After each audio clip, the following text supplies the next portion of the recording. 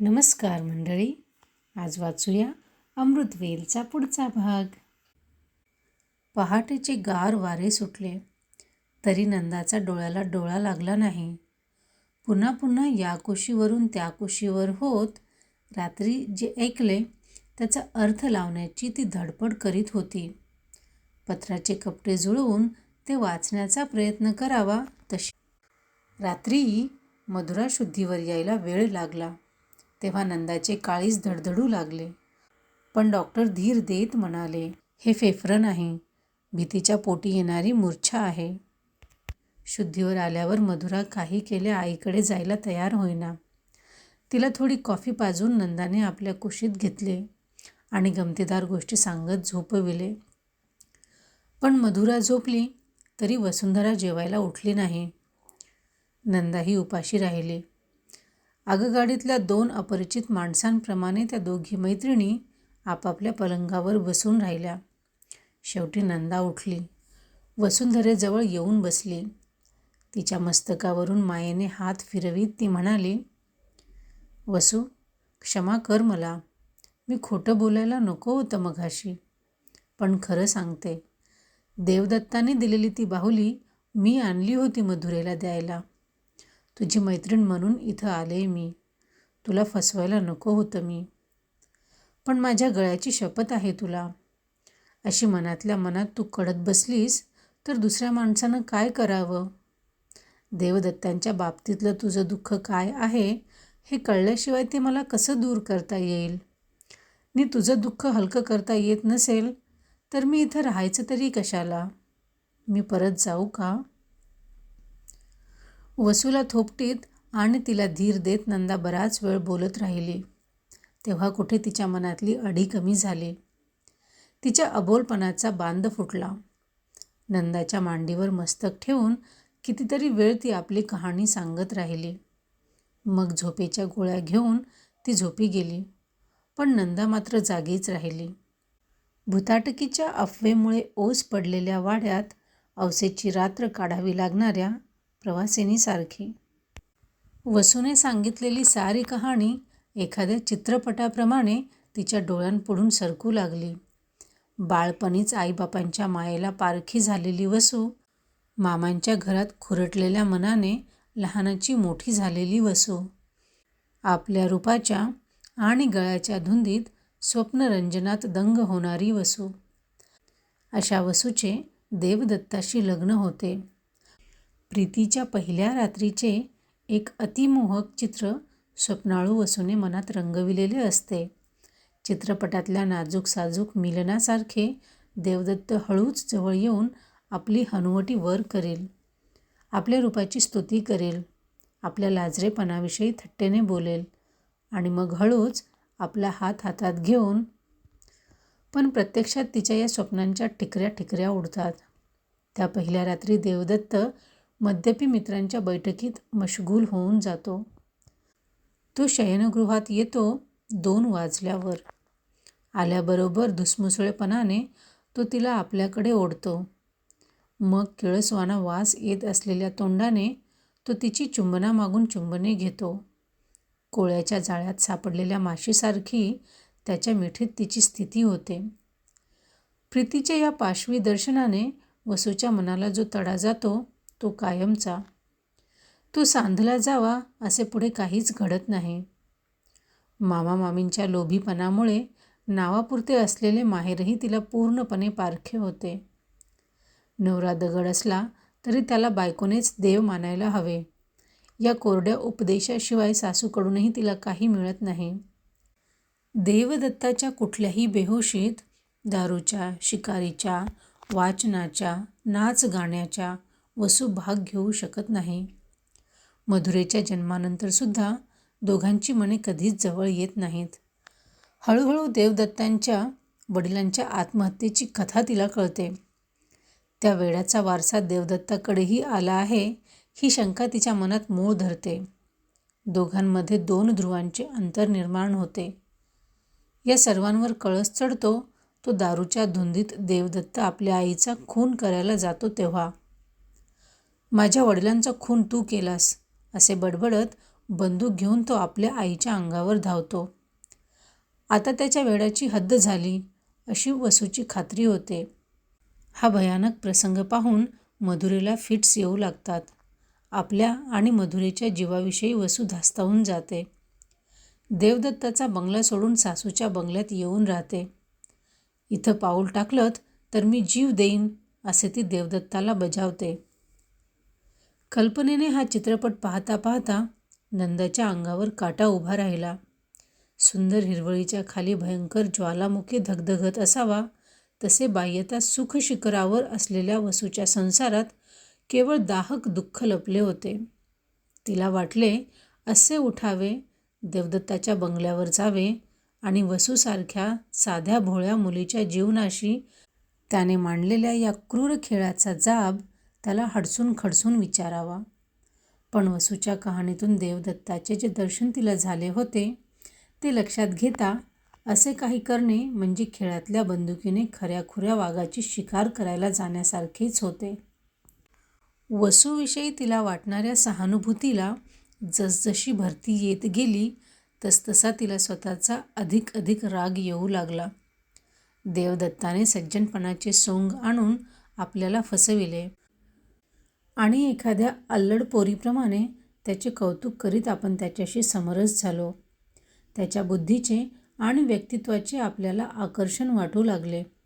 पण तो सज्जनपणा हा नुसता देखावा होता. रावणाने चढविलेला रामाचा मुखवटा होता. मात्र या मनस्थितीतही राहून राहून एक शंका तिला बेचैन करून सोडित होती. इतका निष्ठुर आणि इतका व्यसनी मनुष्य सज्जनपणाचे सोंग सहज सजवू शकतो? विवेकानंदांची पूजा करणारे मन आपल्या सहचारिणीचा अपमान करायला कसे धजते? अश्वत्थाम्याच्या एकाकीपणाच्या वेदना ज्याच्या हृदयाला घरे पाडतात, त्याने स्वतःशी जिचे नशीब बांधले गेले आहे त्या बायकोच्या दुःखाची काडी इतकीही कदर करू नये. याचा अर्थ काय? चंचलसारख्या मुक्या जीवाचा ज्याला लळा लागतो, या प्रश्नांनी ती कासावीस झाली. हे सारे मनातून काढून टाकून ती स्वस्थ पडली. पण काही केल्या तिला झोप येईना. मध्येच तिच्यापाशी झोपलेली मधुरा ओरडली, आई! हळुवारपणे नंदाने तिला आपल्या कुशीत घेतले. मधुरेने तिला घट्ट मिठी मारली. त्या गाढ विश्रब्ध बालस्पर्शाने नंदा सुखावली. या मिठीत जगातले कुठलेही दुःख प्रवेश करू शकत नाही, या कल्पनेवर तरंगत तिने निद्रेच्या राज्यात प्रवेश केला. दिवस उगवत होते आणि रेंगाळत कंटाळत मावळत होते. नंदा अधूनमधून लायब्ररीत जाई, पण तिथे देवदत्त तिला एकदाही भेटला नाही. रात्री लायब्ररीत जळत असलेला दिवाही तिने कधी पाहिला नाही. पार्वतीला भेटायला येणारा गंगारामही 1.5-2 महिन्यांत तिला दिसला नाही. देवदत्ताची स्वारी कुठल्या तरी दूरच्या प्रवासाला गेली असावी अशी तिने मनाशी खूणगाठ बांधली. 2 महिने होत आले, पण देवदत्ताची गाठ पडताच वसूचा विषय आपण त्याच्यापाशी कसा काढायचा, त्याच्या पापाचे पुरेपूर माप त्याच्या पदरात कसे घालायचे याविषयी तिच्या मनाचा निश्चय होईना. आता ती सारा दिवस मधुरेशी खेळण्यात आणि वसूला बोलकी करण्यात घालवू लागली. संध्याकाळी बापूंबरोबर ती त्यांच्या घरीही निघून जाई. तिथून परत आल्यावर रात्री वसूशी बोलत बसे. या गप्पा गोष्टींत बापूच्या कुटुंबाविषयी तिला जी माहिती मिळाली तिच्यामुळे त्यांच्याविषयी तिला वाटणारा आदर दुणावला. बापूंना एकच मुलगा आहे अशी तिची आत्तापर्यंतची समजूत होती, पण देवदत्ताच्या वयाचा एक दुसरा मुलगा बापूंना होता. हे ऐकून तिला मोठे आश्चर्य वाटले. त्या मुलाविषयी बापूंनी तिच्याशी अवाक्षरही काढले नव्हते. तो फार हुशार होता म्हणे. जगता वाचता तर आईबापांचे पांग फेडता. पण 10 वर्षापूर्वी देवदत्ताला वाचविण्याच्या धडपडीत तो एका अपघातात मृत्युमुखी पडला होता. त्या धक्क्याने बापूंची बायको जी अंथरुणाला खिळली ती कायमची.